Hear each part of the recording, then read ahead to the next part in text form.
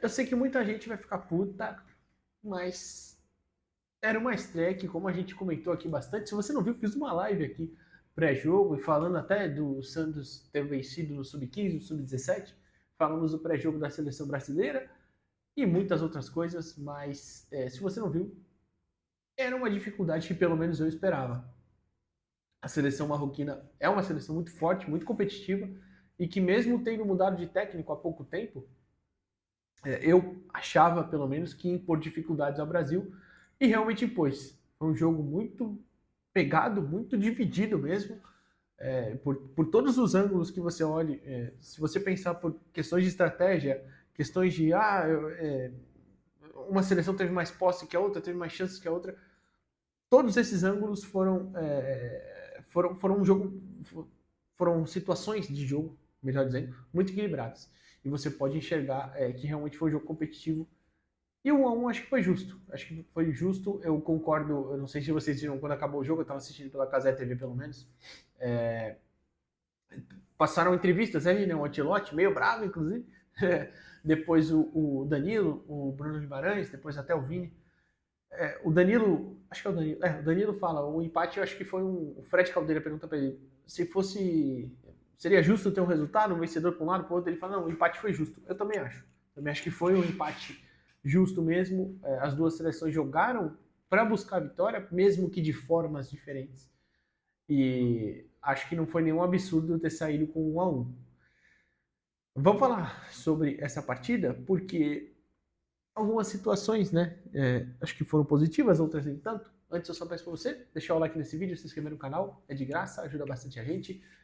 É, se quiser também torne-se membro do canal. Mas tudo bem, vamos lá.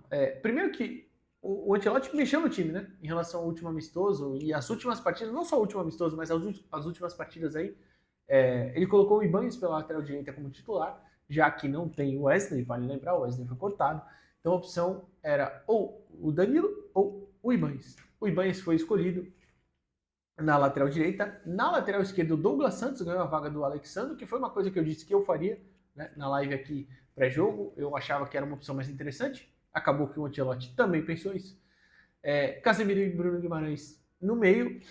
Na esquerda, a gente teve o Vini Júnior.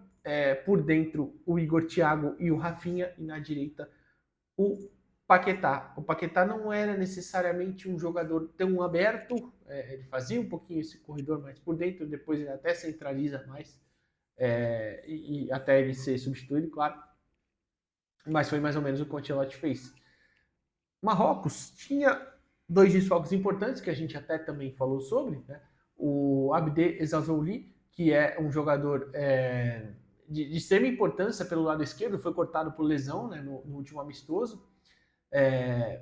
O Aguerd também, que é um zagueiro, era, né, pelo menos titular, mas o Aguerd estava machucado, estava na dúvida se eu não ia para a Copa, tal, acabou não indo, não conseguindo se recuperar a tempo, foi cortado, era uma peça importantíssima, um zagueiro do Olympique de Marseille, inclusive, e acabou, a zaga acabou precisando ser trocada, né? Jogou o Issa Diop, zagueiro do Fulham, com o Riad, né? O Chad Riad, que é zagueiro do Crystal Palace, é um reserva do Crystal Palace, inclusive, mas enfim, acabou ganhando essa vaga como titular. E aí você tinha nas laterais Hakimi e Mazraoui. O Mazraoui meio que fecha mais como um terceiro zagueiro, mosquito aqui, ó, impressionante. E o Hakimi com liberdade para subir, para fazer esse papel de atacar muito bem o corredor do lado direito, de dar alternativas, porque com isso o Brahim Dias podia entrar um pouquinho, né? De tentar atacar mais esse lado direito com o Brahim vindo por dentro e o Hakimi subindo. Isso gerou uma oportunidade interessante, que é o gol de Marrocos. Né? O gol de Marrocos sai com o Brahim dominando uma bola por dentro e acertando um passe espetacular, né? O passe do Brahim para o gol do Saibari foi um passe espetacular, né? Ele domina por dentro com 20 minutos ali do jogo e dá uma tacada de sinuca mesmo, perfeita, para o Saibari dominar. Aliás, dominar não, né? Só concluir, ele nem domina, ele finaliza direto, encobrindo o Alisson, ganha na corrida do Marquinhos e do Gabriel Magalhães e finaliza. E aí até uma situação que gera um perigo ali por ter essa liberdade com do Brahim, né? Perdão, de novo, mosquito passando aqui. Então o Brahim, nesses momentos que ele veio por dentro, pelo menos nessa oportunidade, ele criou perigo. Ele até chegou a finalizar uma bola ou outra ali, mas uma ele foi travada, a outra ele mandou para fora, não foi nada também de grande perigo assim, né? Mas ao longo da primeira etapa, né, acho que a gente teve uma certa dificuldade para defender essas escapadas de Marrocos. E assim, eu até citei aqui ao longo da live pré-jogo que eu esperava o Brasil com uma certa dificuldade em posses mais longas, quando o Brasil precisasse ter a bola e ter mais paciência para construir a partir de uma defesa bem postada, que é a de Marrocos. Acho que o Brasil teve sim essa dificuldade, tanto que no primeiro tempo, se você pensar bem, a gente teve uma grande oportunidade, que foi a finalização do Igor, né? O Igor Thiago acaba finalizando para fora. Mas antes disso, a gente não teve nenhuma outra, né? Teve uma do Rafinha de longe, uma do Bruno Guimarães também de longe e tal, mas nada muito perigosa. Foram mais situações ali do Rafinha, né? Do Rafinha foi no primeiro tempo. Não, do Rafinha já foi no segundo, é verdade. Do Rafinha já foi no segundo. A gente teve mais situações ali do Paquetá. Boa, lembrei. Do Paquetá, que ele tenta um voleio bem bonito, inclusive, e o goleiro, o Bono, faz uma grande defesa. Mas foram mais situações pontuais ali, acho que a gente teve uma certa dificuldade para criar, tanto que, se tem essa do Paquetá, o nosso gol sai numa jogada quase que individual, né? O Bruno Guimarães toca essa bola bem aberta pro Vini, o Vini domina, consegue fazer a primeira finta, e o jogador, o marcador dele, eu acho que era o El Awanoui, né? Nai Aui, perdão. Ele faz o balanço que vai para o fundo e acaba tentando volta para marcar, mas o Vini consegue cortar para o meio e bater muito forte e fazer 1-0. Isso ainda no primeiro tempo, né? Depois, como eu disse, teve a do Paquetá, mas acho que foram as únicas grandes chances que o Brasil teve. O Brasil teve muita dificuldade na primeira etapa. Na segunda, e aí é importante pontuar, né? O Ancelotti volta com duas trocas, né? Volta com o Danilo na lateral no lugar do Ibanes e volta com. O Ibanes já estava com cartão, tá? E volta com o Fabinho no Casemiro. O Casemiro também com cartão, né? Então, aí volta o Fabinho para fazer um volante com o volante, o Danilo lateral no Ibanes também, mas o Danilo é um lateral de ofício, né? Por mais que ele atue mais como zagueiro recentemente, enfim. E o Brasil até começa a ter um pouquinho mais a bola, ficar um pouquinho mais tranquilo com ela, subir mais. Não que também necessariamente tenha pressionado o Marrocos, tanto que o 1-1 no primeiro tempo foi muito justo. No segundo, e no primeiro, acho que eles tiveram as melhores grandes oportunidades. No segundo, acho que a gente teve boas chances também, mas eles tiveram uma outra, né, uma finalização de longe, por exemplo, que o Alisson espalma e depois pega no rebote ainda, né? Foi uma finalização de quem?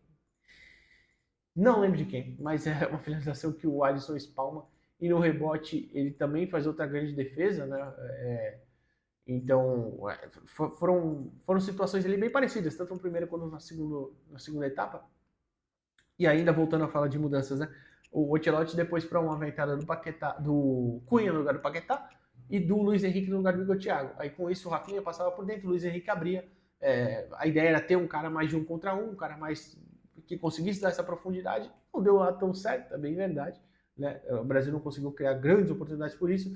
No final ainda do jogo, o Danilo entra no lugar. Agora o Danilo Santos, né? Entra no lugar do Bruno Guimarães, para também ser um cara de chegar um pouquinho mais à frente, talvez tenha um pouquinho menos de capacidade física, mas para o Danilo chegar mais à frente, mas que não mudou lá muita coisa. Eu esperava em certo momento que o Hendrick fosse entrar. O Hendrick estava aquecendo, né? Junto, inclusive, né? O Hendrick, o Danilo e o Luiz Henrique, algo assim. Ou era o Cunha, o Luiz Henrique. Eu pensei que o Hendrick ia acabar entrando. Acabou que não foi alternativa para essa partida. Acho que seria uma peça interessante para jogar. Mas, enfim, escolhas do professor Ancelotti.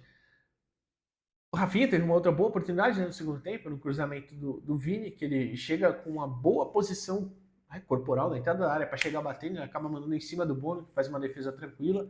O Rafinha precisa aparecer mais, o Rafinha não vem aparecendo nos últimos jogos, não vem demonstrando uma grande capacidade de resolver em nível que ele resolve no Barcelona, né? Então acho que isso é preocupante.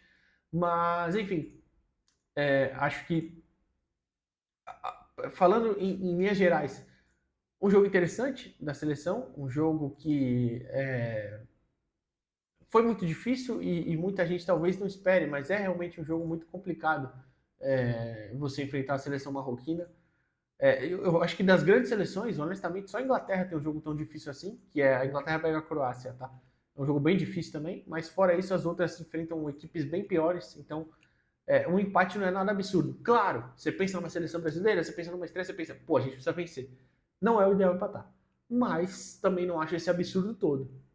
Acho que o Brasil deve classificar com tranquilidade. Sexta-feira pega o Haiti que vai jogar daqui a pouco contra a Escócia, deve perder para o Brasil com uma certa facilidade.